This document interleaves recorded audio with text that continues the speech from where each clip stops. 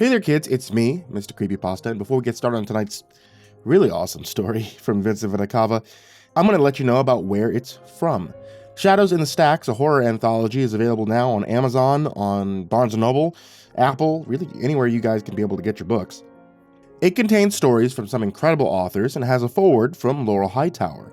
Most importantly, this new horror anthology is published in cooperation with Spirited Givings, and it's to benefit the San Diego Library Foundation. So, if you guys like books, period, it's a great thing to be able to support, and you get yourself a wide variety of new horror stories along with that, including the one that you guys are about to hear today.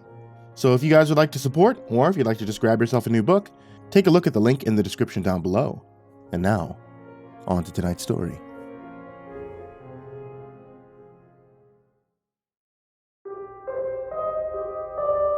Matthew Stern knew the circumstances surrounding his morning meeting sounded too good to be true.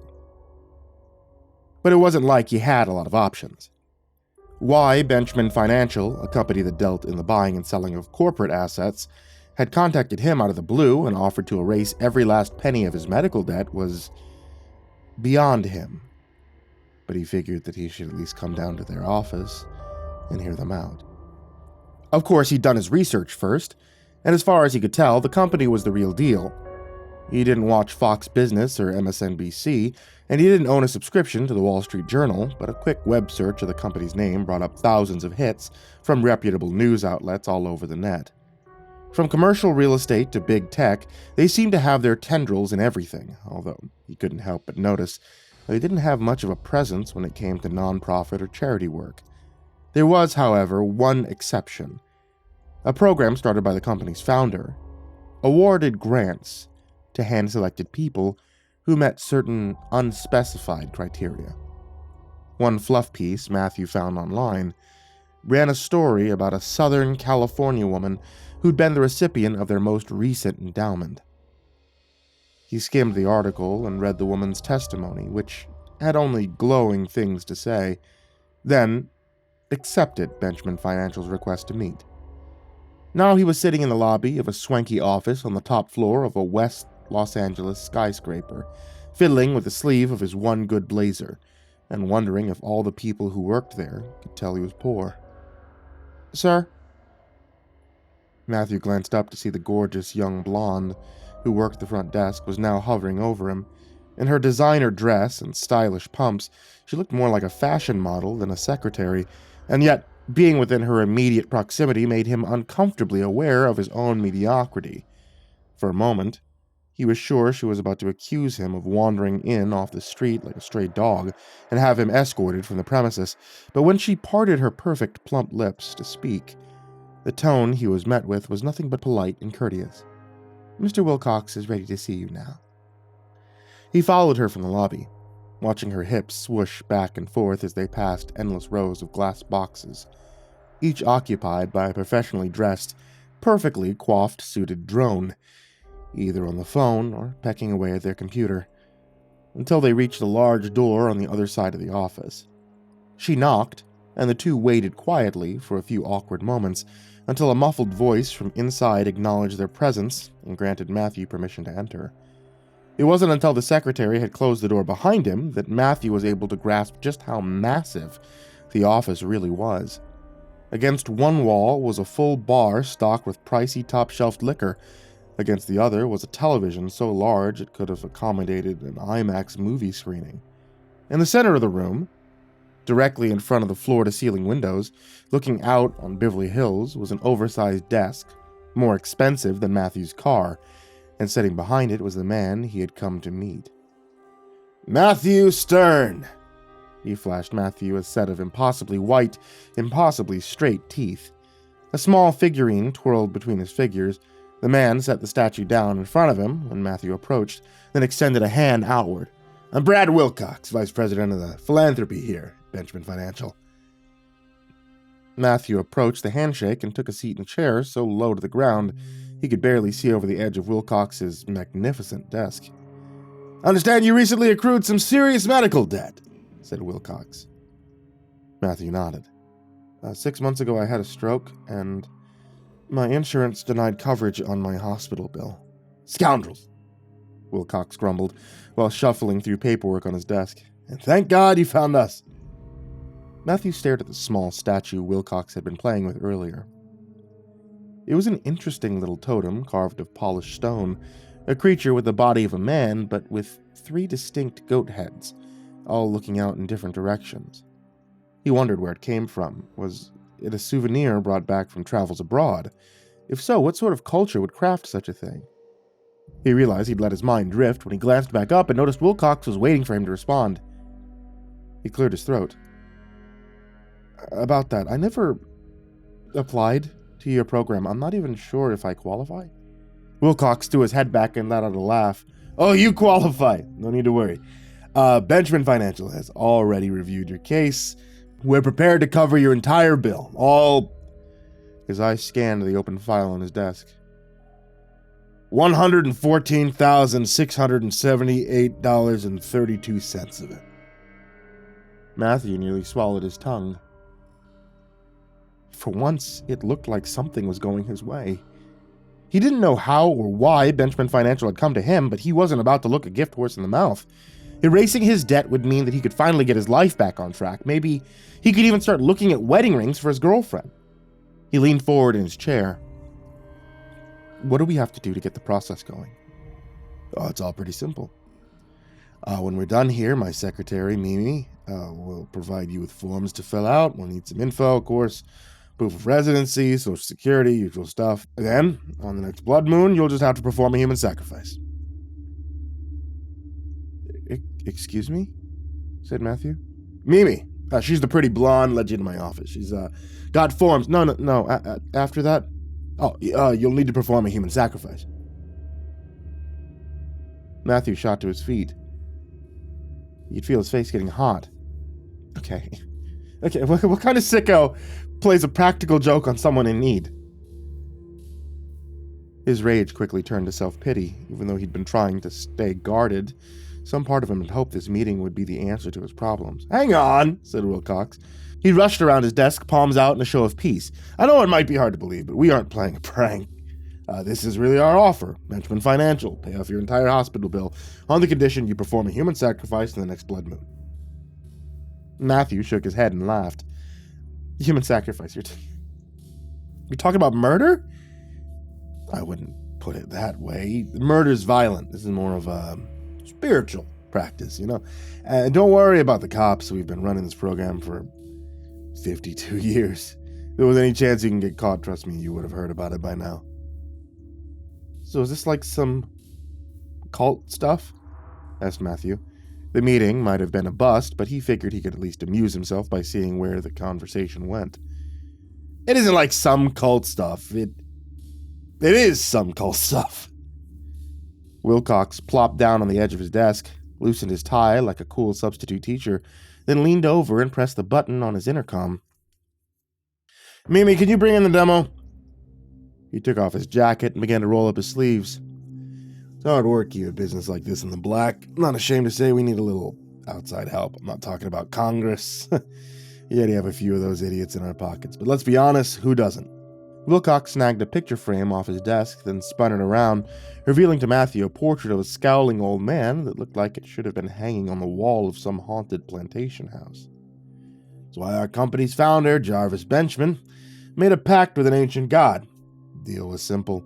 We satisfy our quarterly quota of human sacrifices. Our deity will ensure our profits continue to meet shareholders' expectations." Matthew was hearing what Wilcox was saying, but was struggling to take him seriously. He wasn't sure if he should be mad at the man for wasting his time, or laughing at the sheer insanity of what was being suggested. That debate would be put on hold the second Mimi returned to the room. Nothing about the conversation continued to be humorous after that, especially when she saw the gurney she was wheeling and the naked man strapped to the top of it. The man looked homeless. This, Matthew deduced from his long, patchy beard, matted hair, and dirt-caked hands and feet.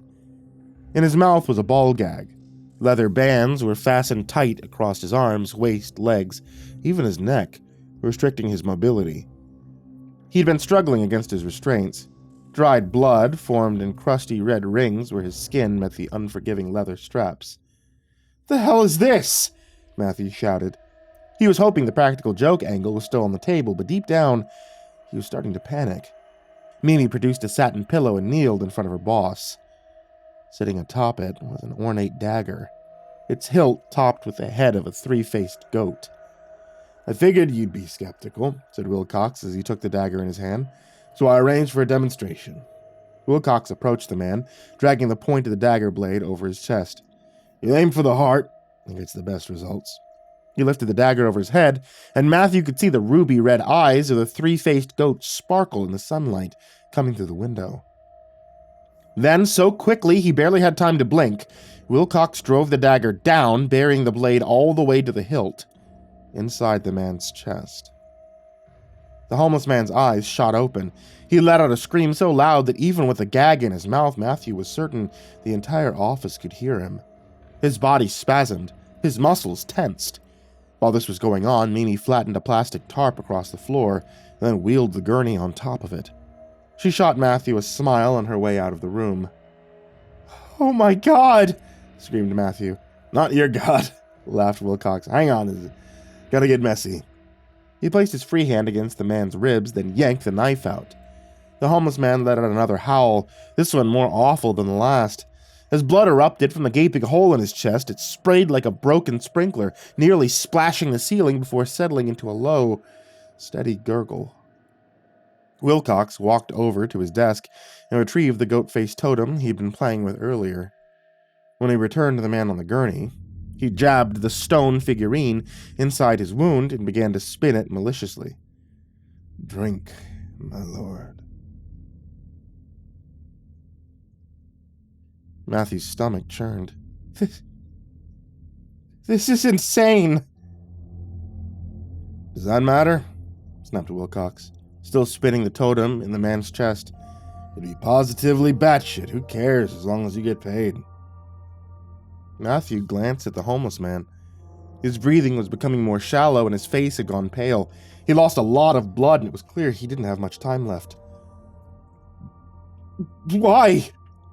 Matthew blurted out. "Why do you need me for this?" "Now that is a good question." Wilcox pulled the totem from the man's chest cavity and sat back down on the edge of his desk. "Our God's picky. Not just about sacrificing someone in his name. It's about who's doing the sacrificing. And believe me, if we could satisfy him ourselves without involving outside people, we would, but this little demonstration you just watched me perform wouldn't pop our stock for an afternoon in the bull market." "So you killed a man just to prove to me that you're serious?" Wilcox shrugged. "Worked, didn't it?" Matthew's head was swimming. "I don't understand." Wilcox sighed. "Look at it like this. My bank account is 8 figures. I own 3 exotic cars you probably couldn't pronounce the name of. And my kid wants to go backstage at the Taylor Swift concert. All I need to do is make one call and boom, she's there. I'm rich as hell, so it's no big deal if the death comes by my hand. The wealthy sacrificing peasants is kind of par for the course, you know? God couldn't care less about that. But you, regular Joe, that's the stuff that gets his juices flowing. It needs to come from a place of desperation, poor, worthless, pathetic losers spilling human blood for the kind of money a guy like me wouldn't even roll out of bed for." Matthew gawked at the man, who was now very clearly a corpse. His body was still leaking blood, although it was more of a trickle than a gush at this point. These people were nuts. But he didn't want to end up like the man on the gurney if he said no. "I need some time to think about it." "Of course," smiled Wilcox. "You have until tomorrow night to make up your mind. That's the blood moon. If you're not here to perform the sacrifice, we'll need to go with our backup, and you'll be left to deal with your medical bills on your own. Please understand there's someone in the wait list behind you, and you won't be offered this opportunity again." Matthew nodded and started towards the door, but only managed to take a few steps before Wilcox spoke up again. "Oh, and Matthew." He stopped in his tracks. Matthew didn't want to turn around, but he forced himself to. Once he had, he wished his eyes were anywhere else than on Wilcox.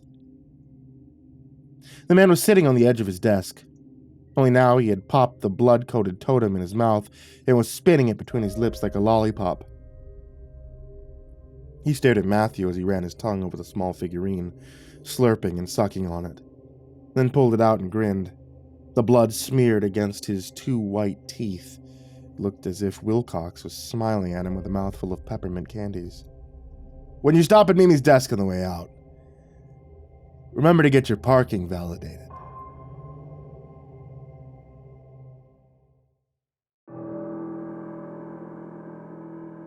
Matthew spent the rest of the morning at home on the couch, trying to process what he'd just witnessed.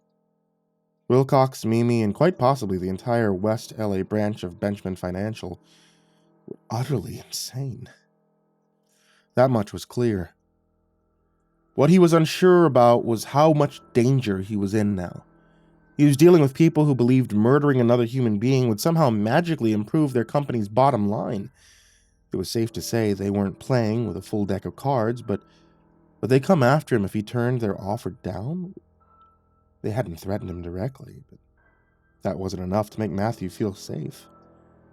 He considered calling the police, but remembered when Wilcox had suggested the company had connections with the cops. Was it possible that LAPD was in Benchman Financial's pocket? He wouldn't be surprised.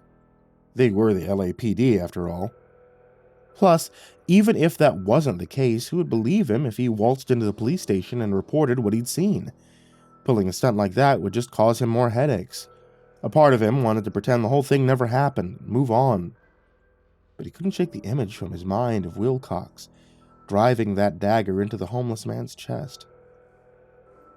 His thoughts wandered to the woman from the article that he had read, who had also been part of Benchman Financial's debt relief program. It only took a bit of research before he had it pulled up on his phone again. According to the article, her name was Letitia Jackson. Nothing about her smiling face in the picture gave him the vibe she was capable of committing murder, but the fact that she had accepted a grant from the company just 1 year prior meant she had killed someone in much the same way Wilcox had. He needed to talk to her. If anyone would know what he was dealing with, it would be her. A bit of internet sleuthing brought him to her social media profile. He gave considerable thought about what to write her. This was his one chance to get inside, information on the company. The last thing he wanted to do was scare her off. Once he was ready, he typed out a message. "You don't know me, but my name is Matthew Stern. I've been contacted by Benchman Financial to take part in the same program you were involved in. I was hoping we could talk."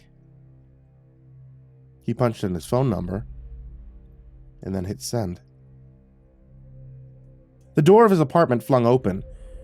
For a second, he thought it would be Wilcox grinning his blood-smeared grin, eyes ablaze with fire and horned goats sprouting from his forehead.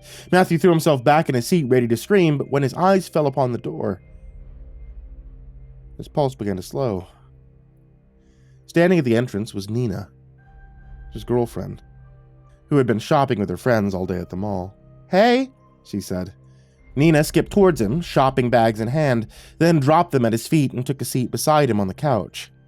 She stopped chatting him up about her day, but stopped mid-sentence and cocked her head. "What's wrong?" she asked. "Nothing," Matthew lied. He glanced at the bags, taking a mental estimate of how much money she'd spent. Nina didn't know about his financial debt. He hadn't told her his insurance refused to cover his bill. He'd been afraid to. Before his stroke, she made it clear how important financial security was to her. Sure, she had expensive tastes, but up until recently, it hadn't been a problem. The occasional weekend getaway or moderately priced handbag had never been something they couldn't afford. Lately, however, he noticed her spending habits had increased, and with his debt looming over him, Matthew found himself wondering how they could maintain their lifestyle and still keep the lights on. She raised an eyebrow. "You're not about to nag me again, are you?" Money had been a point of contention between them as of late, not just because she'd been spending more, but because he'd been on edge about it. He thought that in her eyes he'd become a cheapskate, someone who'd rather hoard all his money than go out on a nice date with her. They'd had more than a couple fights over it, and every time it left him feeling guilty. But he feared if he told her the truth, she'd run for greener pastures, who'd want to sacrifice their happiness because of their partner's screw-ups. "Why would I nag you?" he asked. "Good." She gave him a peck on the cheek. His phone rang. He checked the screen and saw it was an unknown number. Who's that? Probably a telemarketer. Matthew sat the phone down on the coffee table and leaned back in his seat. "Why don't you show me what you picked up at the mall?" Her eyes lit up. She pulled out a dress and resumed the conversation about her day. He watched her talk as she did. He was reminded how much simpler life was before his finances went to hell. He wanted to tuck himself away in that feeling. No matter how hard he tried to forget about it, that debt was always there, bearing down on him like a hydraulic press. For so long, he had thought that his massive medical bill had been an accident. He was insured, after all. There was no way he could be saddled with such ridiculous debt, but after countless phone calls with his insurance company, reality started to sink in. He'd been played. Through some loophole, he'd been paying into a limited coverage plan, despite believing otherwise. She held the dress up to her body. "How about I try it on?" Matthew saw a glimpse of the tag. He knew the brand. Nothing they made was cheap. "I'd love that." She leaned in and pressed her lips to his, letting them linger for a long moment before breaking their kiss, then grabbed her bags and headed for the bedroom. "Wait till you see it on me." He didn't think he deserved her. Before the stroke, he'd been working up the courage to pop the question. When he was laid up in the hospital, Nina had stayed by his side all day, every day, leaving only to sneak him candy from the vending machine, and that just made him love her even more. When he got the bill and saw how much he owed the hospital, he realized marriage was further away than ever. He couldn't afford a ring with that kind of debt looming over him, and the lavish wedding that he knew she dreamed of was out of the question. Tying the knot meant entangling their finances. He wasn't sure how she'd react if it meant that she had to take on that kind of burden. He wanted to do right by her, but at the moment, it seemed as if the only option he had was to take this Wilcox lunatic up on his offer. He grabbed his phone and checked his voicemail, eager to see if the call had been Letitia. It had not. The message was from the hospital's billing department, notifying him that he'd missed another payment. Matthew let out a frustrated groan and deleted it. He'd been getting a lot of calls from random numbers lately. Every single one hitting him up for money he didn't have. There was no reprieve. Email, phone, even post. They came at him from all angles. The thought of opening his mailbox and finding yet another bill scared him just as much as the dagger-wielding psychopath he'd met earlier that day. His phone rang again. Once more, the caller ID showed a number he didn't recognize. He felt a rage boil over inside of him. These leeches made him want to scream. Matthew needed to unload on someone. He didn't care who. But for once, he needed to feel like he was in control. He answered the call. "I don't have your money, you blood-sucking parasites!" "Hello?" said the voice on the other line. "This is Letitia Jackson. I assume I'm speaking with Matthew Stern?"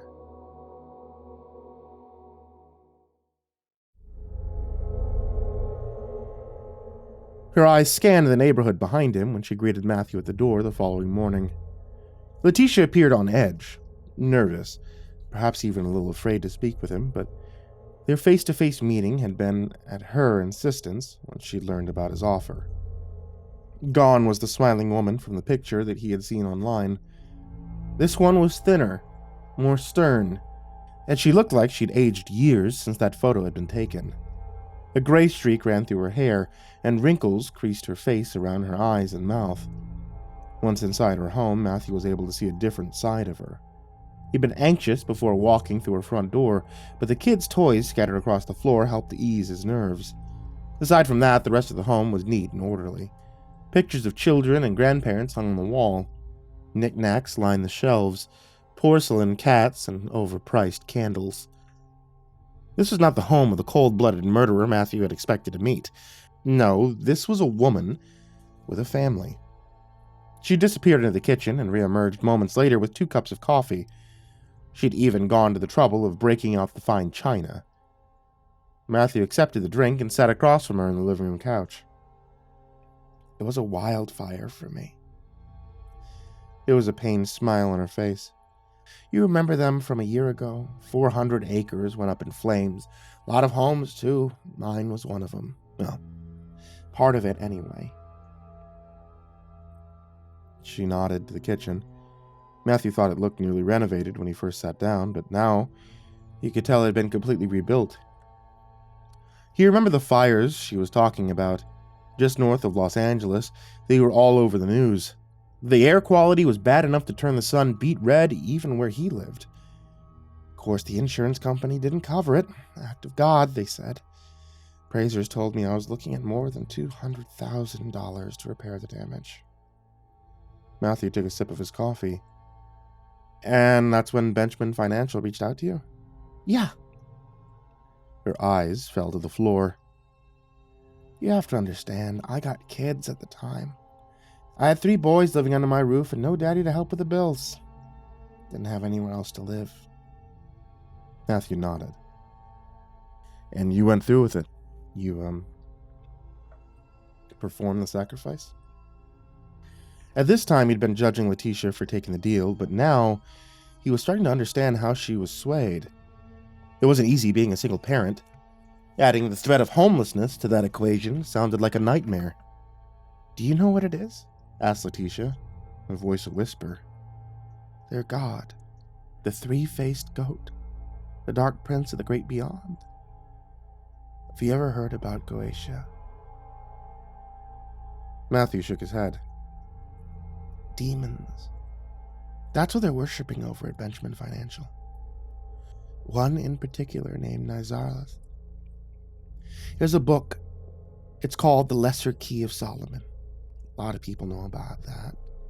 It ain't no secret, but there's a lost key. One that should have stayed lost. That's how they found out about this one. You could see something stirring behind her eyes. It wasn't paranoia or even fear. No, this was trauma.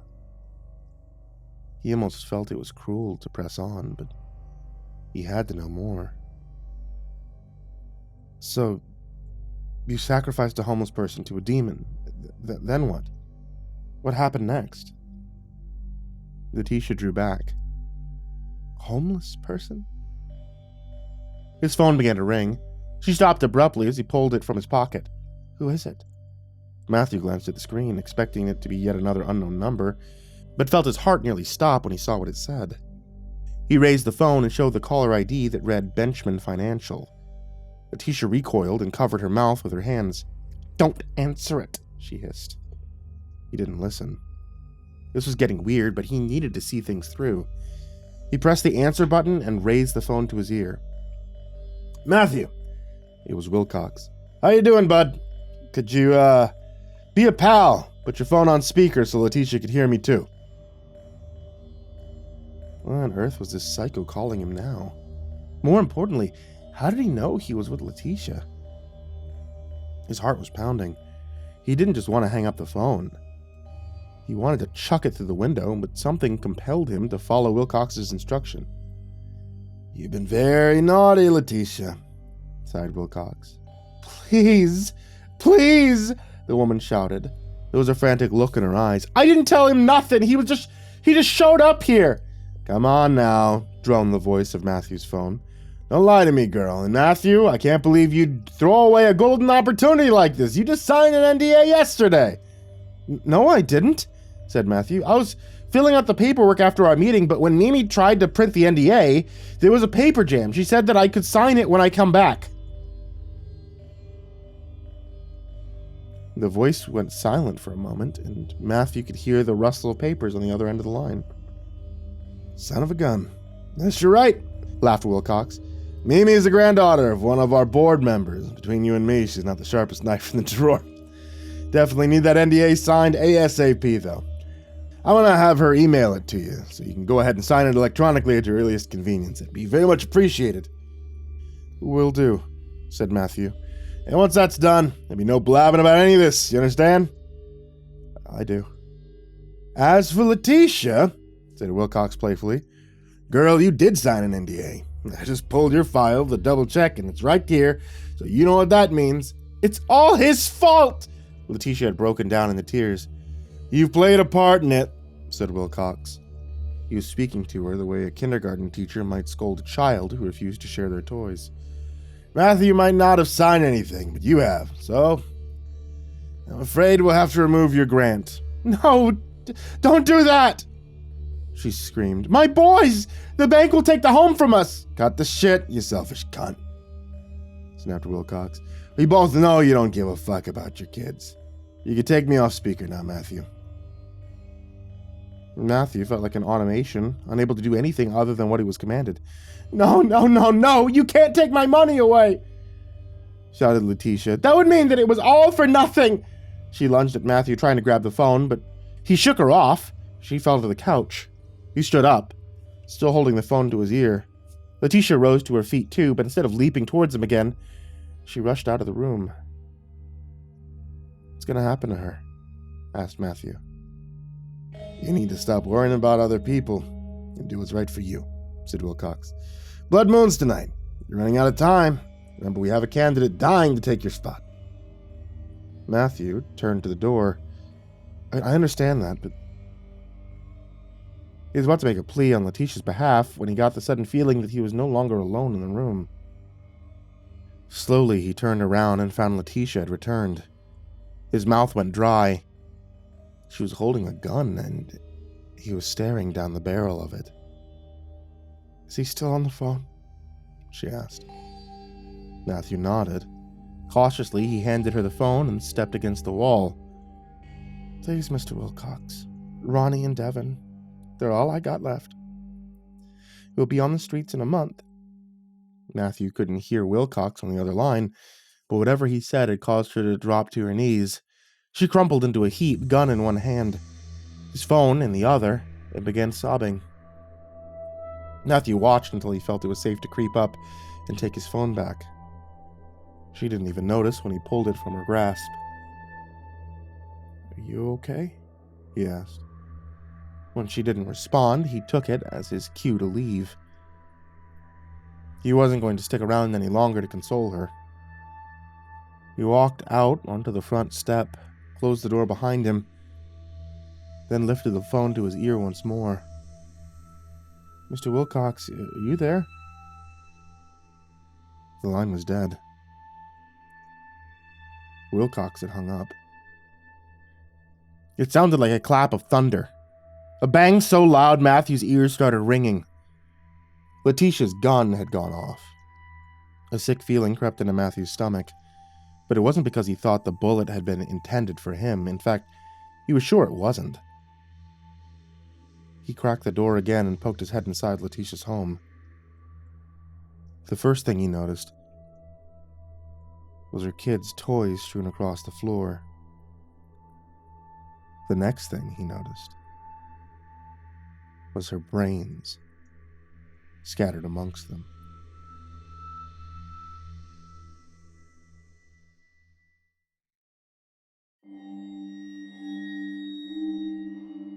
He threw up when he got back to the apartment. Before yesterday, he'd never witnessed a person die before. Now he'd seen it happen twice. Luckily, Nina was out. She'd gone to some fancy restaurant in Santa Monica with friends. It was perfect, as far as he was concerned. He needed to be alone right now anyway. He considered coming clean about his debt when she got home. If she loved him, she wouldn't dump him over money, but what if she did? He couldn't blame her for not wanting any part of his financial nightmare. She deserved fancy restaurants and new clothes that made her feel pretty. Choosing a life with him would be throwing away all of those things. Matthew wiped his mouth, slogged back to the living room, and plopped himself down on the couch. There was some mail on the table. Nina must have taken it in before going to dinner. He picked up an envelope, opened it, and then he started to grind his teeth when he realized the letter that was inside. It was from the hospital. He'd been sent a price correction on his bill. An extra $4,000 had now been tacked on for physical therapy sessions. Are you kidding? Matthew cried. He'd been up and moving just minutes after coming into the ER. His stroke had not been a major one. He retained all mobility in his limbs. When would he have even gone to physical therapy? Then he remembered just before leaving the hospital. He was approached in his room by a woman who introduced herself as a physical therapist. Her job had been to assess him and make sure that he was capable of leaving. Together they walked a lap around the hospital wing. Then she asked him a couple of questions about how he had been feeling before signing off on him. The whole interaction had been less than 20 minutes. Now the hospital was charging him $4,000 for it. None of this was fair. All he'd done was survive a horrible medical emergency, and now he was being punished for it. That debt was getting heavier. It weighed down on him so much he was struggling to breathe. It felt like the entire fucked up U.S. healthcare industry was sitting on his chest, and they wouldn't get off until they squeezed every last cent out of him. All his life he'd been careful. And now, because of some scam artist insurance company, he was screwed. People like Wilcox took what they wanted, and it didn't seem like there was ever any repercussion from it. Morality was a myth. Fortune favored those who didn't run decisions through ethical filters. He didn't need 8 figures in his bank account. All he needed was Nina, and he would do whatever he could to keep her in his life. Maybe it was time to get his for a change. Saying no to Benchman Financial wouldn't save a life anyway. Wilcox had said it himself. If he didn't take them up on the deal, someone else would. Why miss out on a once-in-a-lifetime opportunity so he could say that he didn't take the easy way out? It's not like the homeless man he'd seen killed was living such a great life anyway. He didn't like the fact that anyone had to die, but the chances were high that the guy Wilcox stabbed wouldn't live to be much older on his own. Statistics showed that most people living on the street in Los Angeles suffered from debilitating drug addictions. Had there been track marks on his arm? Now that he thought about it, he could have sworn that he noticed them. Junkies already didn't have high life expectations. At least this time, something positive could come from one's death. He pulled out his phone and dialed the number that Wilcox had called him from. "Hello, Mr. Wilcox," said Matthew. "I'm ready to accept your offer. Tell me what I need to do."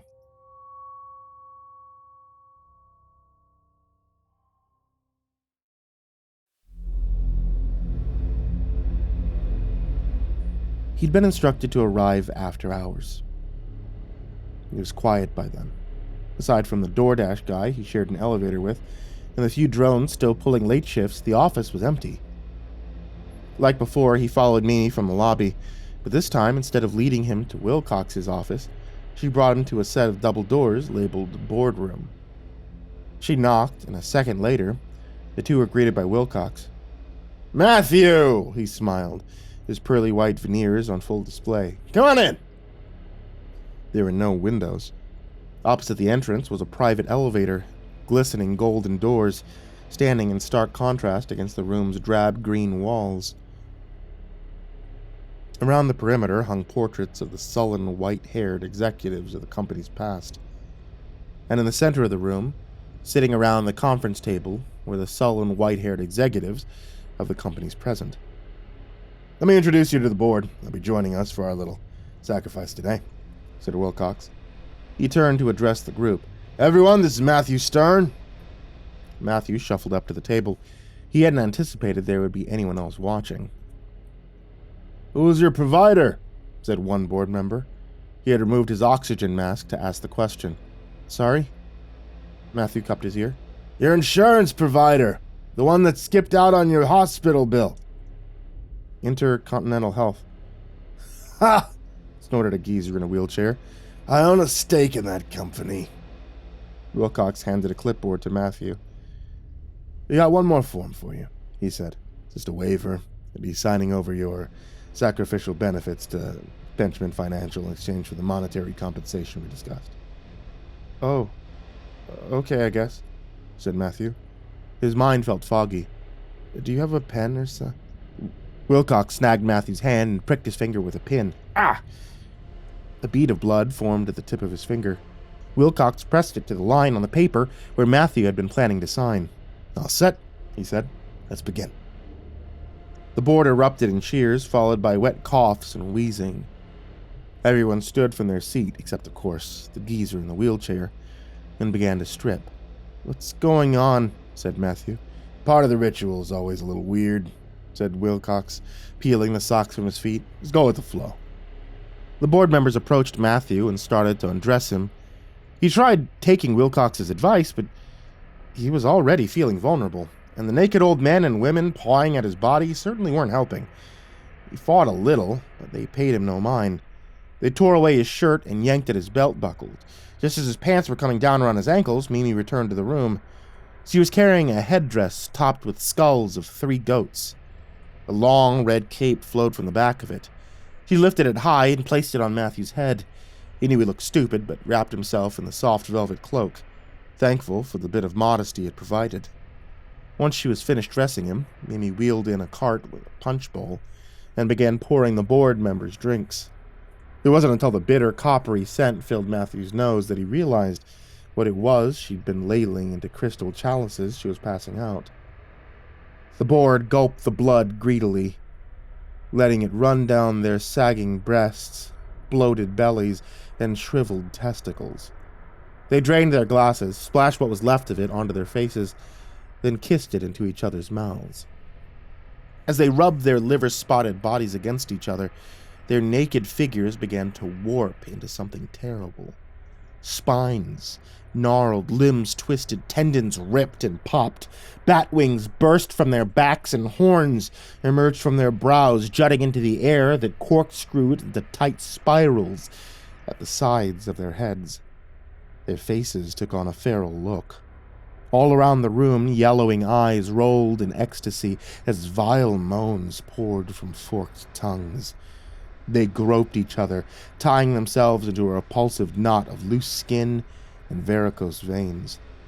Matthew stood still, afraid to even move, as the smacking of blood-soaked lips and the sickening scent of gore-coated genitals assaulted his senses. His body shivered. The undulating mass of flabby flesh was pushing him closer to the brink.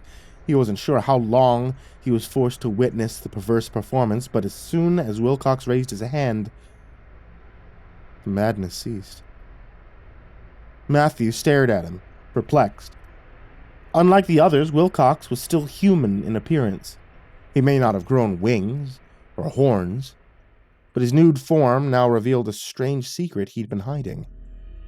Matthew would have never guessed that beneath Wilcox's custom suit and Brooks Brothers shirt. The body of the man who recruited him into the program was covered entirely in sigils. They had been tattooed in bold black ink along his upper arms, legs, back, stomach, and chest. One was now even painted in blood on his forehead. "It's time to head to the temple," he said. They came to the elevators. Wilcox scanned the keycard and the golden doors slid open.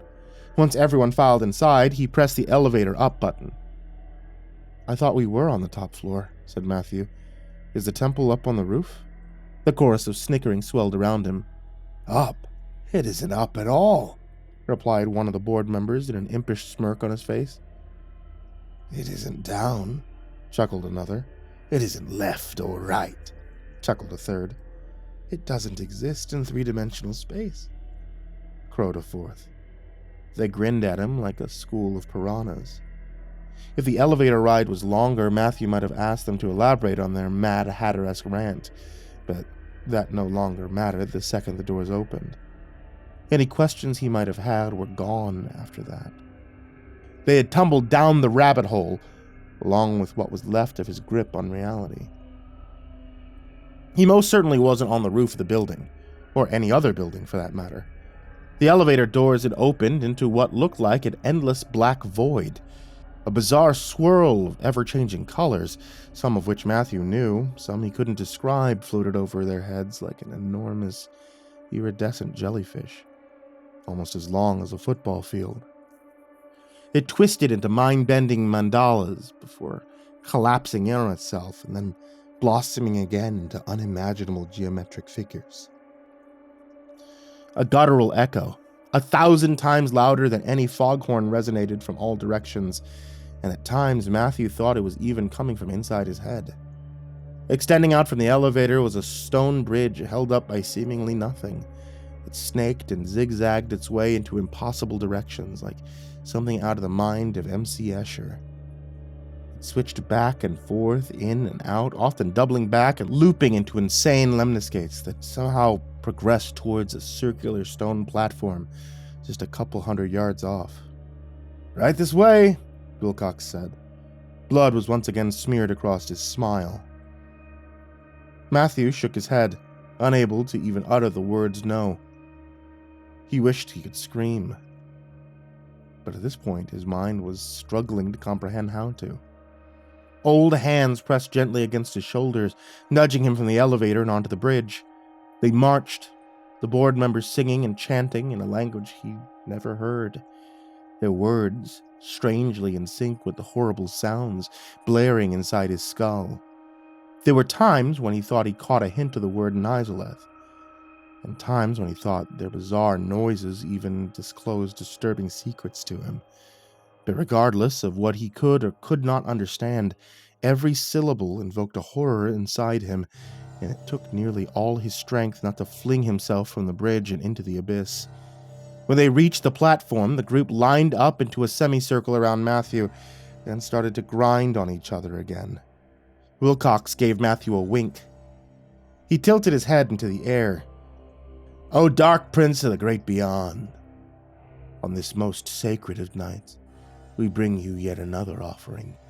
We shall shed the blood of the weak, so that you may feed upon their hopelessness, their desire, their need."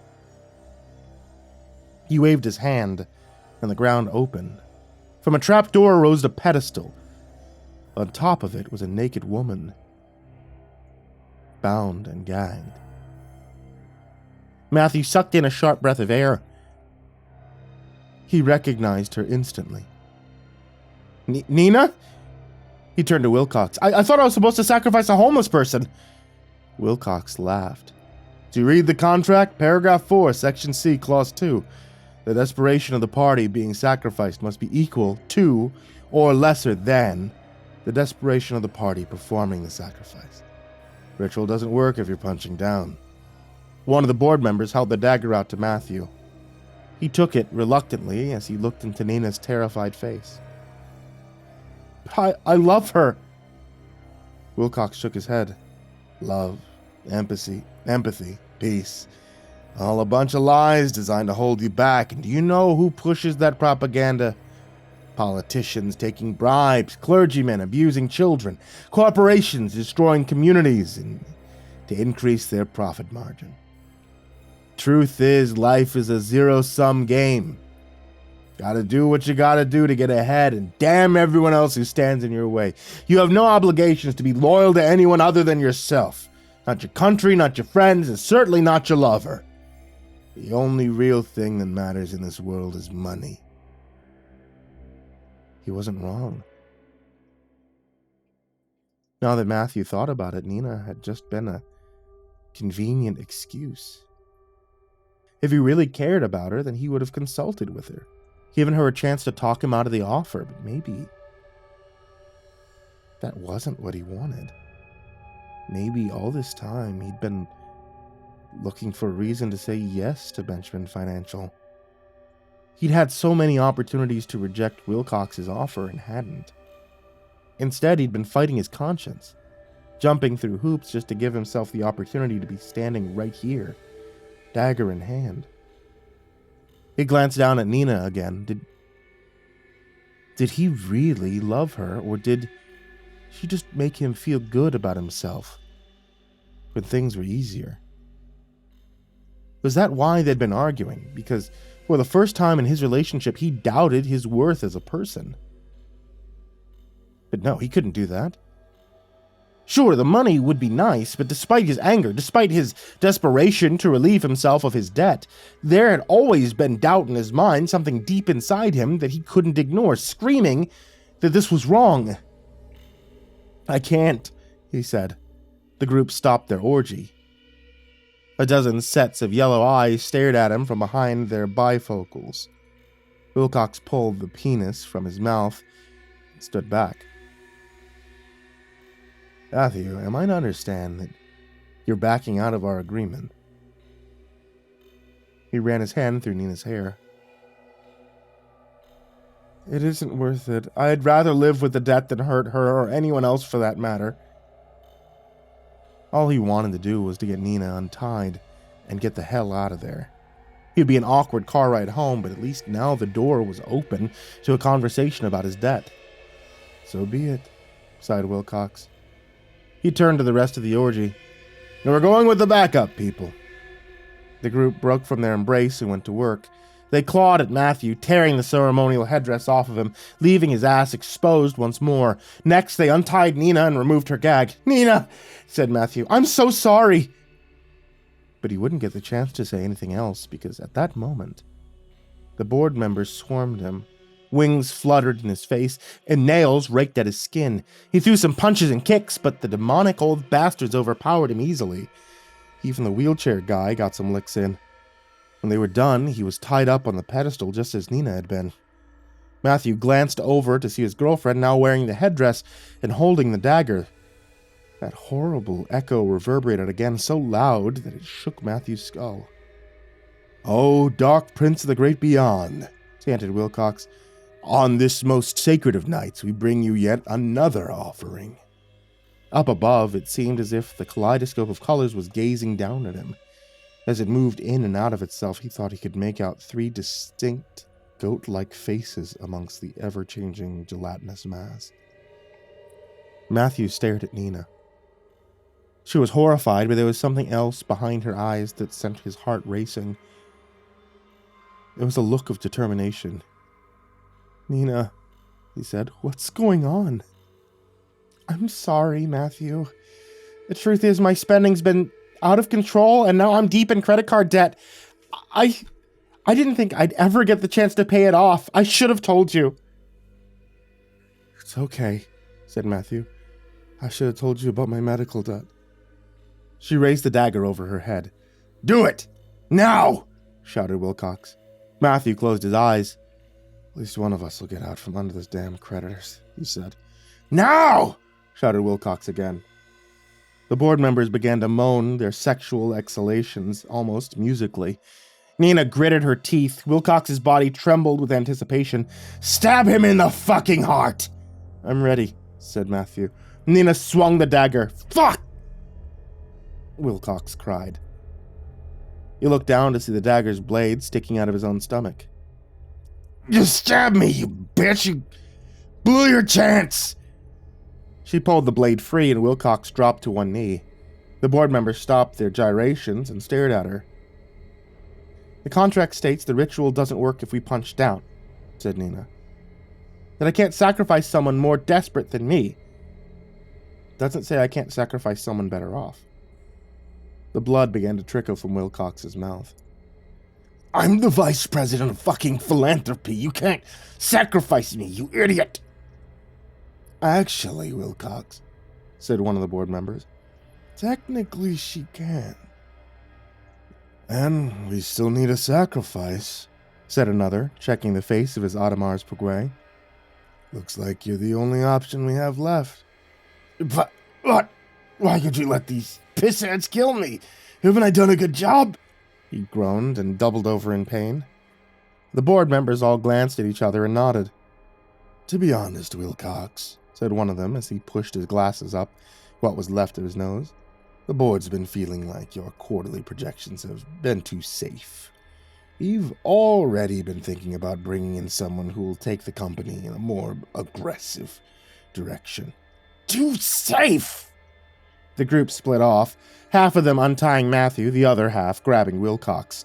When they were finished, the two of them had switched places. Matthew was now standing beside Nina, and Wilcox was strapped tight to the pedestal. Matthew turned to his girlfriend. "Sorry about everything," he said. "Me too," Nina replied. "No matter what, we'll tackle this debt together." Matthew looked down at Wilcox, trying, unsuccessfully, to wriggle out of his restraints. "It looks like we're off to a good start. Here's our chance to cutting it in half." One of the board members cleared his throat. "Oh, dark prince of the great beyond, on this most sacred of nights we bring you yet another offering." "You can't do this!" shouted Wilcox. "Under my watch, the company's seen record profits." The board members laughed, coughing and wheezing. "That's what the last guy said," chuckled the geezer in the wheelchair. The guttural echo sounded once more, vibrating its horrible secrets through everyone's bones. Nina raised the dagger over her head again. Wilcox screamed. Benchman Financial was going to have a good quarter.